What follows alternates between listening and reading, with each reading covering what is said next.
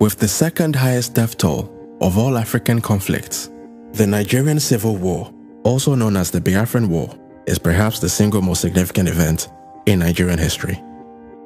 This 3-year conflict, which raged on from the 6th of July 1967 till the 15th of January 1970, would claim the lives of over 100,000 soldiers and an estimated 2 million civilians, as the Nigerian government led by General Yakubu Gowon fought to prevent the secession of the self-proclaimed Republic of Biafra, which was led by General Chukwuemeka Odumegu Ojukwu. To fully understand the root cause of this brutal conflict, we need to go all the way back to the very beginning. Upon gaining independence from Great Britain in 1960, the newly formed Nigerian Republic was greatly divided, as its 3 largest ethnic groups struggled to live in harmony. Beyond the more obvious distinctions like language, clothing, and marriage customs, Nigeria's 3 main ethnic groups also had fundamental differences in values and worldviews, which had been developed over the many centuries leading up to the colonial era and the formation of the Nigerian state. The Igbos, who represented about 60 to 70% of the population of the southeast, were mostly Christians who in the centuries before the colonial era had lived in relatively egalitarian societies. Although most Igbo towns and villages were headed by monarchs known as Ezes, the political decision-making process within Igbo communities was actually quite democratic, as it involved general assemblies composed of title holders and other respected members of Igbo society. Status was acquired through one's ability to solve societal issues, and respect was given primarily to those who had acquired wealth, as opposed to those who had simply inherited it. The character of Okonkwo in the book Things Fall Apart by renowned Nigerian author Chinua Achebe was in many ways the perfect illustration of the uniquely Igbo vision of the self-made man. The Igbo's particular appreciation for wealth creation through hard work is undoubtedly the main reason why many of Nigeria's champions of industry have been of Igbo ancestry. By contrast, the majority Muslim Hausa Fulani, which represented about 65% of the northern population, had lived for many years in feudal societies in which large working-class populations were ruled by a small theocratic elite composed of emirs and sultans. As their political leaders often doubled as religious leaders, compliance and submission to the will of the political establishment was not simply a civic duty, but a religious one. Very much unlike in Igbo societies, there was nothing particularly odd or shameful about a man aspiring to live a modest life as a farm worker, craftsman, or a nomadic cattle herder. But contrary to commonly held prejudices, the Hausa Fulani were not in any way lazier or inherently less enterprising than their southern counterparts. They simply had a deeper appreciation for religious discipline and had a more socially conservative worldview. However, there is no denying the fact that while the unquestioning submissiveness of northern societies to the theocratic establishment guaranteed internal stability and order, it also meant that the North was a lot less economically vibrant. Northerners were generally less open to new ideas and often completely rejected secular education in favor of Islamic education. Demonstrating the extent of Nigeria's North-South divide, some studies estimated that as at Nigeria's independence in 1960, northern Nigeria had an English literacy rate of just 2%, compared to the Southeast, which had an English literacy rate of 19.2%. The Yorubas, which formed about 75% of Nigeria's southwestern population, were in many ways a sort of halfway house between the Igbos and the Hausa Fulani, both in terms of their religious affiliation and their political history. Although also majority Christian, they nevertheless had significant populations of Muslims as well as followers of the ancient Yoruba religions. In simple terms, the traditional Yoruba political structure was basically less autocratic than the Hausa Fulani, but not as democratic as the Igbo. For centuries, Yoruba societies were ruled by kings known as Obas, who governed in close consultation with chiefs, priests, and priestesses.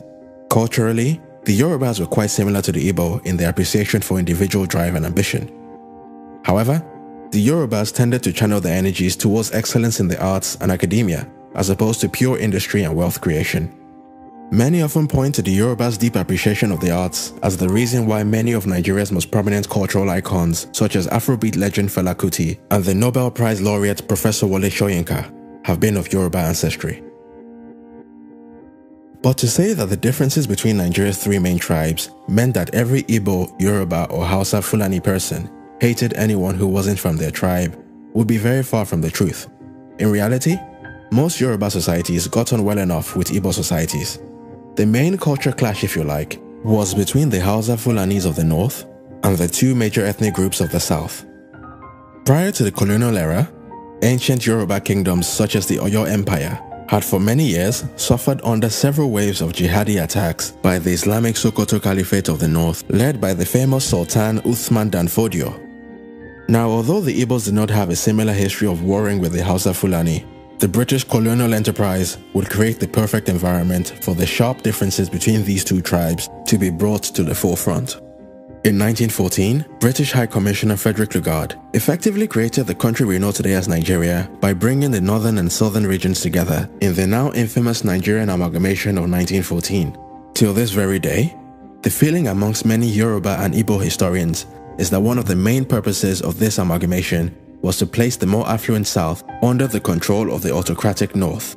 The theory goes that by joining the more educated and therefore less controllable southern region to the much larger northern region, the British government was better able to implement its policy of indirect rule, as the amalgamation essentially gave dominion over the entire country to the northern elites, who were significantly less rebellious and generally more amenable to British interests.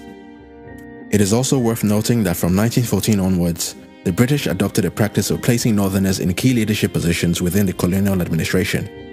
Despite being generally better educated, southerners were more often than not limited to managerial and executive roles within the colonial apparatus. When the struggle for Nigeria's independence began to take shape, it was mainly Yoruba and Igbo intellectuals such as the political activist Funmi Ransome Kuti and the renowned jurist Jaja Wachukwu that led the fight for Nigeria's sovereignty. According to some historians, many of the northern elites were not at all welcoming to the idea of an independent Nigeria, as they feared that independence would mean losing the privileged positions that they had enjoyed under the colonial structure. The story goes that as a condition for them agreeing to support the push for Nigeria's independence, the northern leadership specifically demanded that the new nation maintain its colonial political structure. And even though it pretty much guaranteed a continuation of the North's dominance, the Igbo and Yoruba leaders, in their desperation to gain independence at all costs, agreed to the North's demands.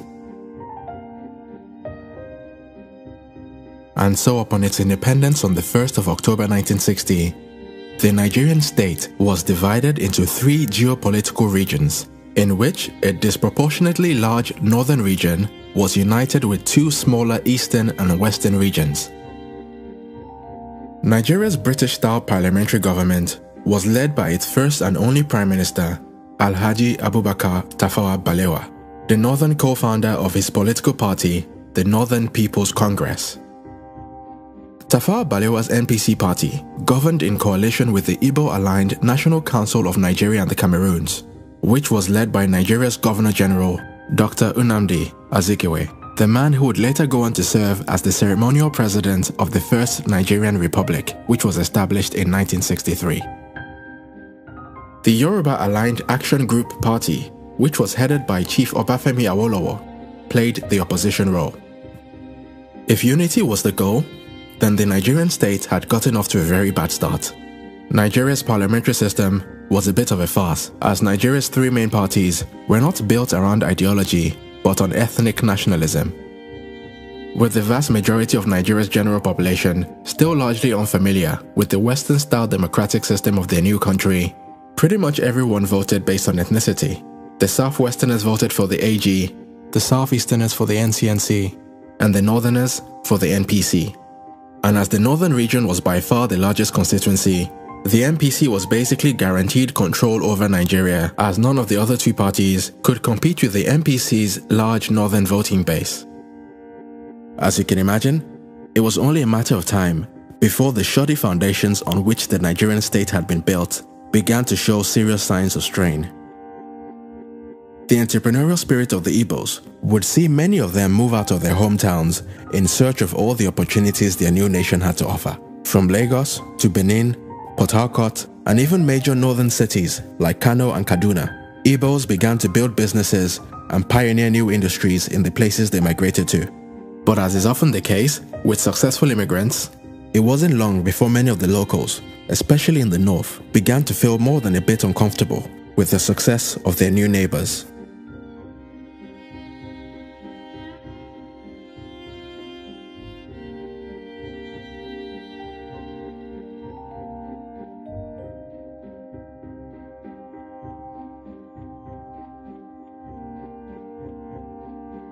One thing I've noticed, Premier, while I've been here, is that Northerners seem to have, I might almost call it, obsession about the Igbos.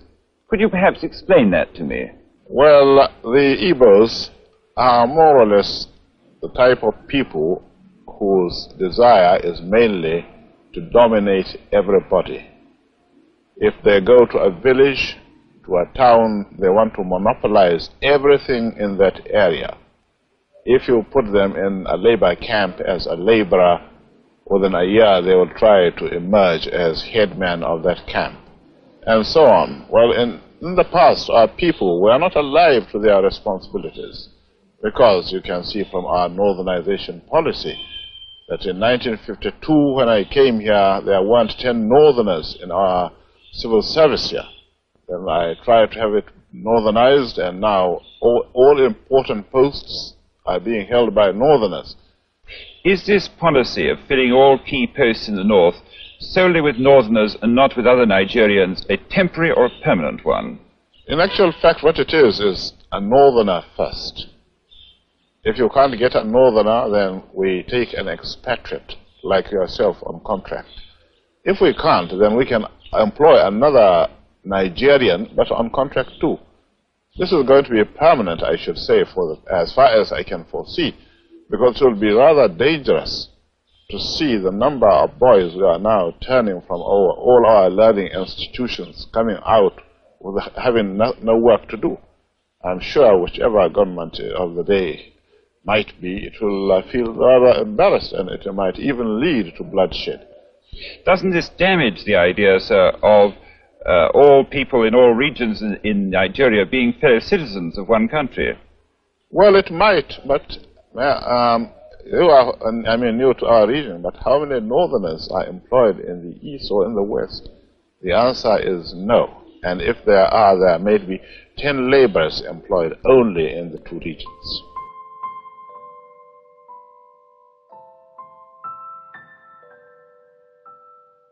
It was against this backdrop of rising anti-Igbo sentiment in the north that the chain of events that ultimately led to the Civil War would begin to unfold.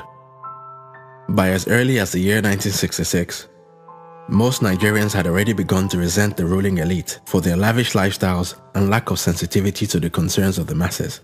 Rumors about vote rigging, corruption, and backdoor deals between politicians and foreign companies began to spread, and there was a general sense of discontentment in the air. Deciding that enough was enough, Major Chukwuma Kaduna Nzeogo, an Igbo officer in the Nigerian army, instigated a revolutionary coup against the federal government. This coup would see the assassination of the Prime Minister Tafawa Balewa, the Premier of the Northern Region Sir Ahmadu Bello, as well as the Premier of the Western Region Chief Samuel Akintola. But rather suspiciously, the President, Dr. Nnamdi Azikiwe, would manage to escape the bloodbath as he was out of the country on holiday when the coup took place. But despite the execution of many key members of the government, the coup led by Major Nzeogo was ultimately unsuccessful, as it was quashed by a different faction of the Nigerian army, led by Major General Johnson Aguiyi Ironsi, who, interestingly enough, was also of Igbo ancestry. After managing to secure the surrender of the coup plotters, Aguiyi Ironsi was declared military head of state. But even though both the instigator and the stopper of the coup were of Igbo descent, various conspiracy theories began to spread in the north, suggesting that the entire thing was all part of an undercover master plan to put General Aguiyi Ironsi in power and transfer control of Nigeria over to the Igbos. Oddly enough, there was actually a fair bit of evidence in support of this theory. 4 out of 5 of the coup plotters were Igbo, and although Aguiyi Ironsi stopped the coup, he did not execute any of the coup plotters. To make matters worse, no significant Igbo leader was killed in the coup. President Nnamdi Azikiwe had avoided all the drama thanks to his suspiciously timed holiday, while Michael Okpara, the Premier of the Eastern Region, had also managed to survive the coup, even though he did end up losing his job to Colonel Chukwuemeka Ojukwu, the man who would later go on to lead Biafra's attempt to break away from Nigeria. These anti-Igbo conspiracy theories would eventually grow from mere rumor and conjecture to an article of faith in the minds of many Northerners. And on the 29th of July 1966, a group of Northern Army officers instigated a counter-coup against the Ironsi administration. Unlike the previous one, this coup was successful. Major General Aguiyi Ironsi was assassinated, and Lieutenant Colonel Yakubu Gowon, a northerner, was installed as Nigeria's new military head of state.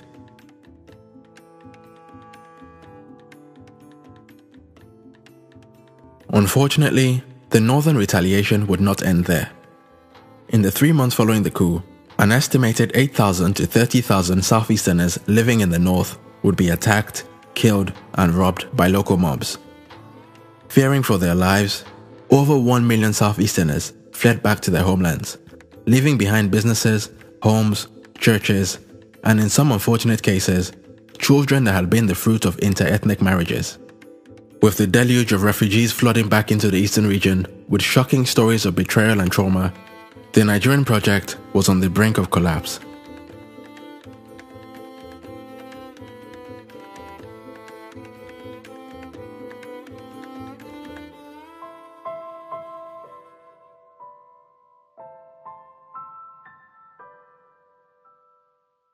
As many Easterners no longer felt safe in other parts of Nigeria, the military governor of the eastern region, Colonel Ojukwu, began to call for Igbos from all around Nigeria to return home.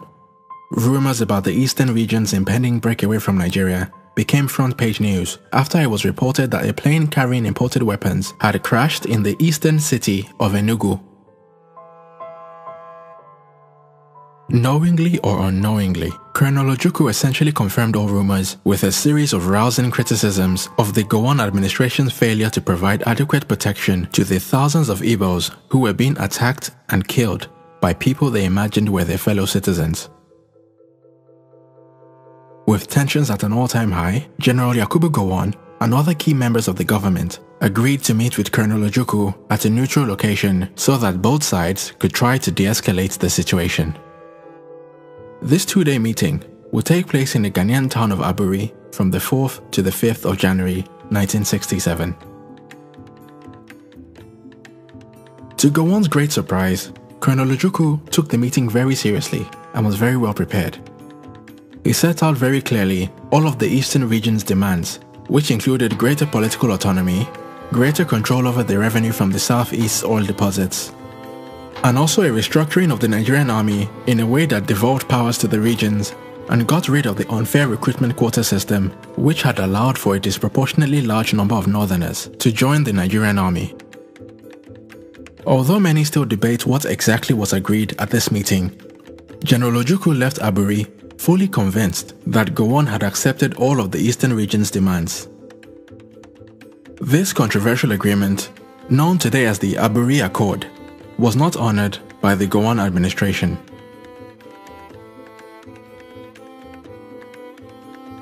Upon returning to Nigeria, General Yakubu Gowon decided instead to break Nigeria's regions into smaller states and turn Nigeria into an American-style federation composed of 12 states.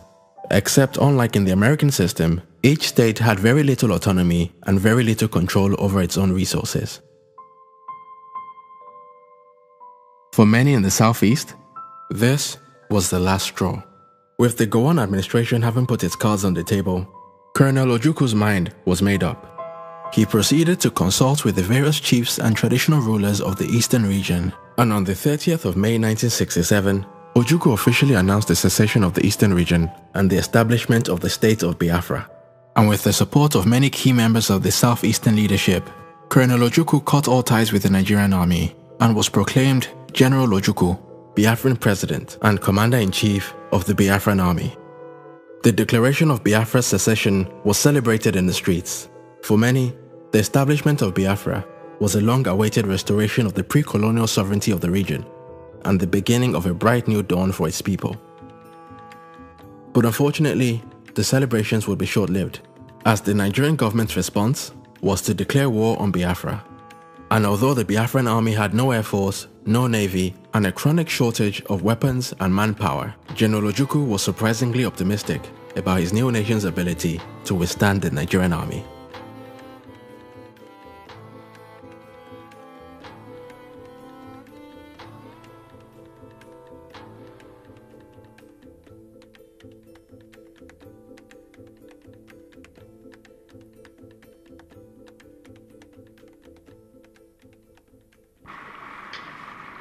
if civil war comes, and I do think it is imminent, you're quite right, it will for us be the price of freedom. Our people here have for a long time been prepared for this eventuality, and I am confident of their readiness. I think that when it does come, that the people on the other side would be surprised as to what they're going to get. And I'm confident that it will not last long. I can't say for certain what Lagos has got. When we lost direct contact with Lagos, they had some 4 battalions, ill-equipped, and I know that they have been purchasing a lot of arms since, and I know that they have negotiated and received a few armored vehicles. Prior to that, they had some scout cars. I know they have tried to get planes. I am not sure they have got them there. But on our side, we too have not been sitting quietly. There has been quite a lot of build-up. And I think what I have here is sufficient to maintain the integrity of Biafra and more.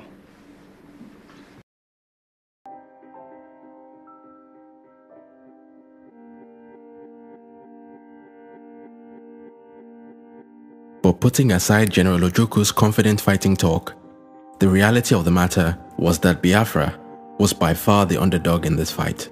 The Nigerian military was larger, better funded, better trained, and had secured the support of Britain and other world powers.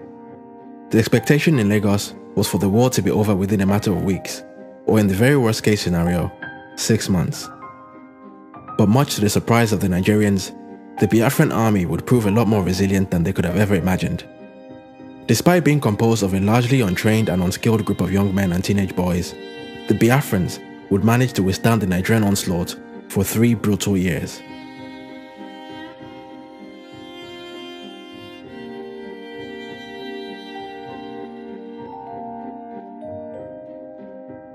The early campaigns of the Nigerian forces were quite successful, as they quickly managed to reclaim significant Biafran cities and monuments.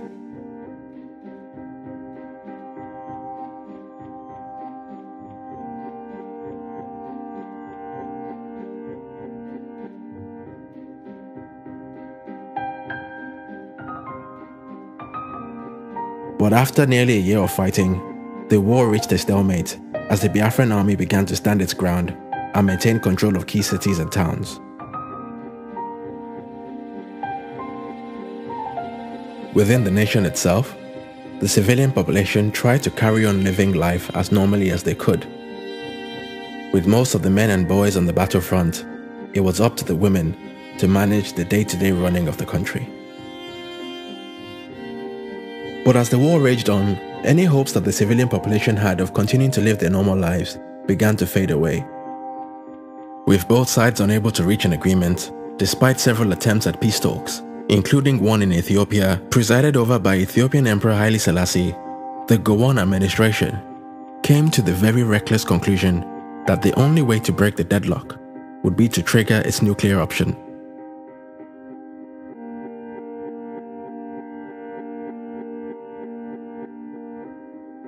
The Gowon-led forces mobilized to impose an economic blockade on Biafra, which blocked the flow of all food and ammunition supplies by land, air, and sea. This move would turn out to be perhaps the single most destructive political decision in West African history, as it would ultimately lead to the death by malnourishment of an estimated 2 million civilians, most of whom were children suffering from the protein deficiency disease known as kwashiorkor. You see, prior to the war, dietary protein in the Biafran diet primarily consisted of locally sourced seafood, as well as dried stockfish, which was imported from Norway. Other sources of protein such as chicken, pork and beef were generally only enjoyed on special occasions, as they were often too expensive for the wider population. But as the blockade prevented the importation of Norwegian stockfish, and also restricted the local fishermen's access to the seas, the region's protein supplies were quickly depleted, and the national diet was reduced to almost 100% starch. As the war took place around the golden era of TV media, the images of millions of malnourished Biafran children, projected on TV sets worldwide, would be one of the global community's earliest introductions to the now infamous trope of the starving African child.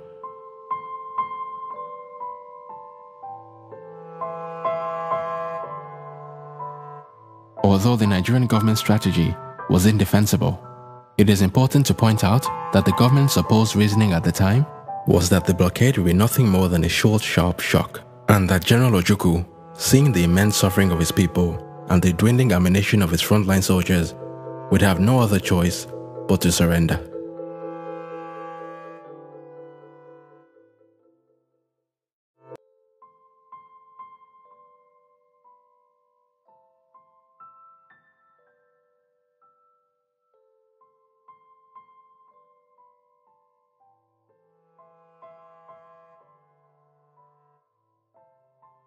However, what the Nigerians had failed to realize was that the Biafran state had secured the support of a foreign benefactor of its own.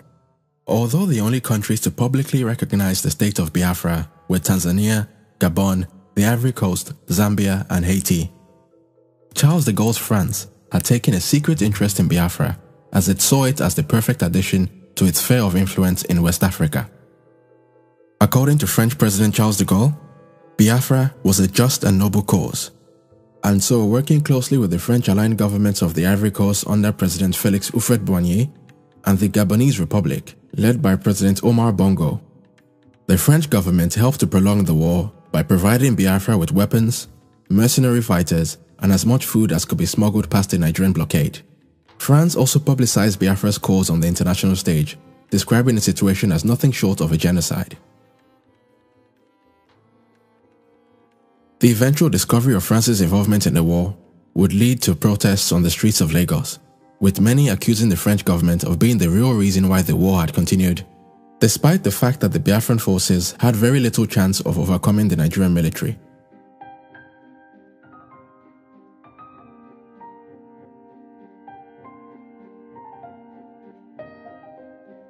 But did France really get involved in the war simply because Charles de Gaulle considered Biafra to be a just and noble cause? Well, not exactly. France's involvement was all about economics and had very little to do with some romantic desire for the Biafran people to share in the French ideals of liberté, égalité, and fraternité. Later investigations will show how the French state-owned oil company ELF had secured lucrative drilling agreements with the Biafran state. Had Biafra successfully seceded from Nigeria, these agreements would have guaranteed ELF access to the equivalent of 7% of Nigeria's oil supply, and given the French government a nice slice of the Nigerian pie, which since the discovery of oil back in 1956, had been enjoyed solely by the Shell BP oil company.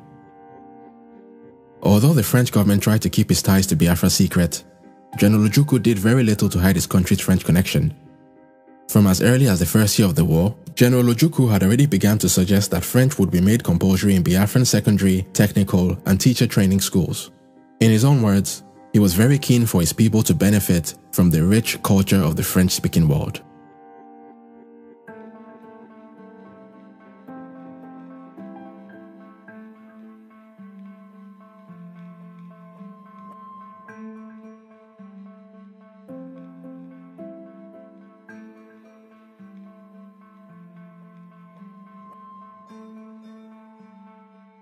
As the death toll began to rise exponentially, the whole world was becoming more aware of the level of carnage and immense suffering of the Biafran people. The Nigerian diaspora was galvanized, and protests and counter-protests began to take place on the streets of London and New York. Some Nigerians blamed General Ojukwu for the deaths of his own people, arguing that by continuing in a war that he knew fully well he could not win, he was putting his personal ambition ahead of the lives of millions of people. But for many in the Biafran diaspora, the economic blockade was nothing short of a vicious genocide aimed at exterminating the Igbo people once and for all.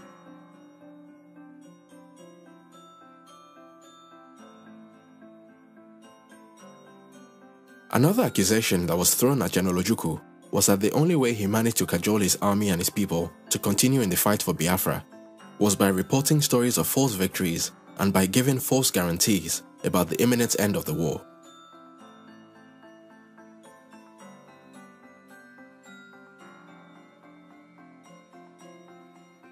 On the Nigerian side, the government continued to double down on its position. Despite reports of horrific levels of death and suffering, the Gowon-led government refused to blink first and continued to accuse General Ojukwu of killing his own people by lying to them about their chances of winning the war. I do not wish to say anything on this occasion that might be regarded as prejudicial to the peace talks now going on in Kampala, Uganda. But in the words of Mr. Asika, the rebel leaders ought to know when enough is enough. They should call a halt to the shameless deception of innocent Igbos with reports of fictitious victories on the battlefronts. They should appreciate that the so-called diplomatic recognition by dubious characters cannot, in the least, alter the course of Nigerian history. It is sheer wickedness for Ojukwu and his clique to continue to goad innocent citizens to support rebellion and lay down their lives for a cause that is not just. The rebel leaders know in their hearts of hearts that all their false propaganda about genocide and massacre derives from personal ambition and the haunting fear of their own future and safety. Consequently, they do not know when to stop. I call on those who claim to love Nigeria and the Igbos to face realities and advise the people of the East Central State to lay down their arms and return to the fold. It is not enough for organizations and individuals to ask the federal government to cease hostilities while ignoring the evil intentions of the rebels. I honestly believe it is in the true interest of the Igbos that they return to the fatherland. I am satisfied that all other Nigerians have learned the lesson of our most recent history and the current civil war. And I pray to God that there will never be a repetition. You see, contrary to popular belief, the Biafran government was much more than just a rebel military force. General Ojukwu also assembled a group of elite writers and artists who were tasked with cultivating nationalist spirit at home and also spreading Biafra's message on the world stage.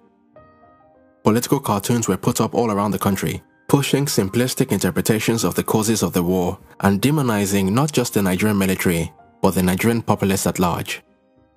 On the international stage, notable members of the Biafran apparatus, such as Chinua Achebe and Gabriel Okara, publicized the plight of the Biafran people. They regularly denounced the actions of the Nigerian government and spoke about the atrocities they had witnessed in the country. The Biafran story became front-page news, and more members of the international community began to call on their own governments to take action. On the 29th of May 1969, Bruce Mayrock, an American student at Columbia University, set himself on fire at the United Nations headquarters in New York in protest of what he believed was a genocide against the nation and people of Biafra. He was pronounced dead the very next day.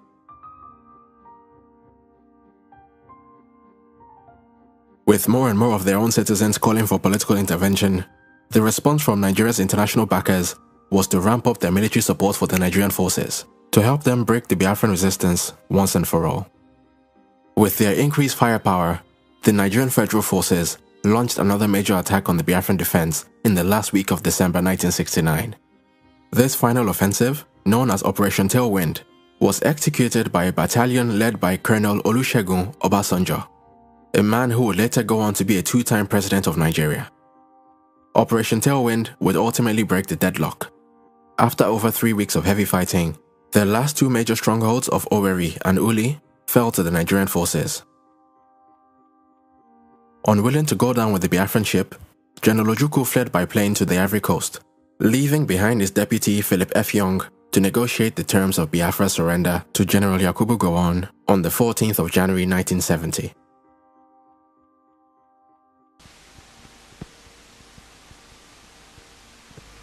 The so-called rising sun of Biafra is set forever. It will be a great disservice for anyone to continue to use the word Biafra to refer to any part of the East Central state of Nigeria. The tragic chapter of violence is just ended. We are at the dawn of national reconciliation. Once again, we have an opportunity to build a new nation. You will have heard that my government may seek the assistance of friendly foreign governments and bodies, especially in the provision of equipment to supplement our national effort. There are, however, a number of foreign governments and organizations whose so-called assistance will not be welcome. These are the governments and organizations which sustained the rebellion. They are thus guilty of the blood of thousands who perished because of the prolongation of the futile resistance. They did not act out of love for humanity. Their purpose was to disintegrate Nigeria and Africa and impose their will on us.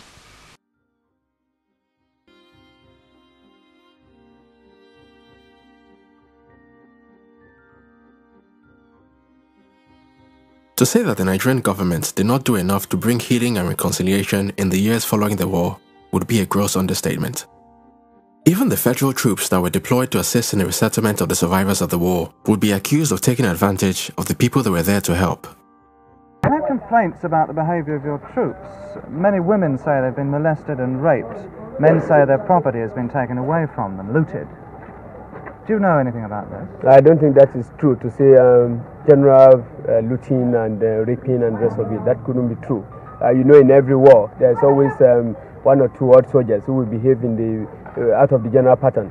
And well, I won't deny that there will be cases of this. And you do realize that it's not very easy for officers to be there all the time to check this type of thing. But everything has been done to keep the soldiers out of the villages, out of the roads, out of the towns. But here in the center of this town, Colonel, I've personally seen soldiers taking household gear away from people's homes, loading it onto trucks and driving away. A sergeant major stopped one truck and made them take some stuff off. That sometimes we carry refugees with their belongings from the towns to the villages. Yeah. This could be. But this was just property being taken out of a house, furniture, a bedstead, among other things. Well, that might be one of the cases, the few odd cases I've talked about. But there are always people around who will check this type of thing, you know.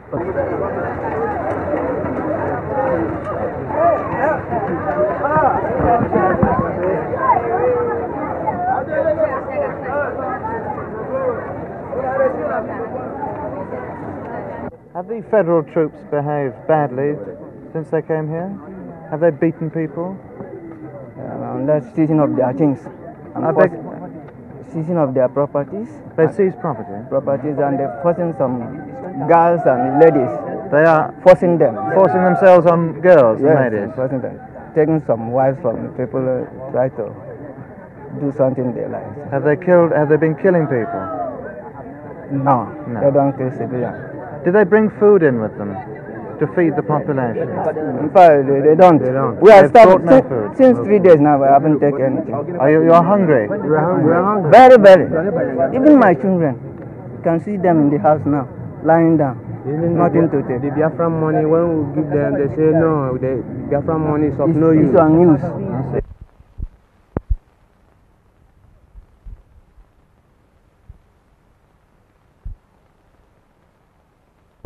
you know anything about raping or looting? No, I know nothing about that. What about food supplies? Is it true that the relief supplies are not coming in? Well, we have to make a distinction between the rural areas and the towns. It is coming into the towns because it's easier to arrange for transport. But obviously, it's more difficult to penetrate into the rural area. Have you seen any relief supplies here? Where's the feeding station? No, this is my first visit to Owerri. I'm living about 8 or 9 miles away. People who say that there isn't such a centre. Well, I've just come from the police barracks, and they are distributing food every day down in the police barracks to the people. Through the police, not the Nigerian Red Cross. Through the police. The war had left millions of Igbos homeless, bereaved, and unemployed. To make matters worse, Nigeria had changed its currency during the war, and so the many Easterners who still held the old Nigerian currency were left in a very precarious position. The man who was tasked by the Gowon administration to rectify the problem was the former opposition leader, Chief Obafemi Awolowo, who at the time was Nigeria's Commissioner of Finance. His solution was to simply award every Easterner a grand total of 20 Nigerian pounds, regardless of how much money he or she had in their bank accounts prior to the war. For obvious reasons, this policy was seen as a deliberate attempt to cripple the economic recovery of the Igbo middle and upper classes. It was also at this time that the Gowon administration passed the controversial indigenization decree, which basically forced all foreign-owned companies operating in Nigeria to sell a proportion of their shares to Nigerian citizens. With many Igbos left with just 20 Nigerian pounds to their name, the main beneficiaries of the indigenization policy were the wealthy Yoruba and Hausa Fulani elites. Even till today, the wealth of a few of Nigeria's most prominent Hausa, Fulani and Yoruba families can be traced all the way back to shares that were acquired under Gowon's indigenization policy. A whole 50 years have now passed since the end of the Civil War, but the ghost of Biafra continues to haunt the Nigerian state. Just 1 year after the death of General Ojukwu in 2011, a group known as the Indigenous People of Biafra, or IPOB for short, became the latest among several post-war Biafran secessionist movements that have tried to lead a second Biafran breakaway. The response from the Nigerian government has again been very heavy-handed, showing how little has been learned from the mistakes of the war. The IPOB leader, Nnamdi Kanu, has been arrested and harassed numerous times by the Nigerian state, which has only helped to energize his base and build his cult-like following. The Biafran question now occupies a menacing position in Nigeria's political terrain, and with each passing day, it is becoming very clear that the Nigerian government can no longer continue to sweep the matter under the carpet. The IPOB are not the only independence movement threatening to break the Nigerian Union. The oil-rich Niger Delta region, which despite being the source of Nigeria's wealth, remains one of the most underdeveloped regions in the country, has for many years been riddled with militant separatist groups such as the Niger Delta Avengers and the Niger Delta Greenland Justice Mandate. Similarly, for many years, a number of groups in the Yoruba heartlands have been calling for the creation of a separate Yoruba state that would be known as the Oduduwa Republic. The one thing that unites all of these groups is the strong belief that nothing has really changed since colonial times. In other words, the only group that still has a vested interest in the continuity of the Nigerian Union are the northern elites. And in all honesty, it doesn't take a rocket scientist to understand why this view is so prevalent. There is no doubt that a breakup of Nigeria would most likely lead to economic ruin for a lot of rich and powerful northerners who could potentially find themselves left behind in a landlocked country with no access to the sea, no oil revenue, and a large undereducated population, of which an estimated 50% of women have no formal education. When Frederick Lugard created Nigeria back in 1914, it was arguable that he had no idea how badly the Nigerian project would turn out. But what has become very clear over a century later is that Nigeria in its current state just does not work. For a country as large and as diverse as Nigeria, the concentration of power in the Nigerian federal government is a recipe for disaster.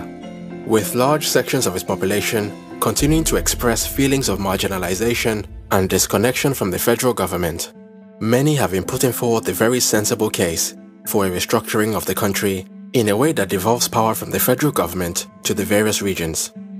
This would mean giving each region power over their own resources and a greater ability to decide their own destinies.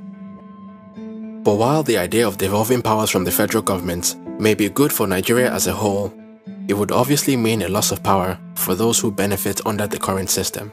For obvious reasons, these vested interests are the biggest stumbling blocks preventing any sensible conversation about the state of the nation.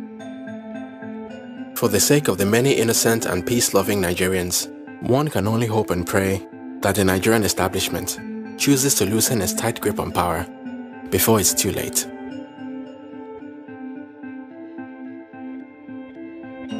Once again, it's KB Taiwo for New Africa.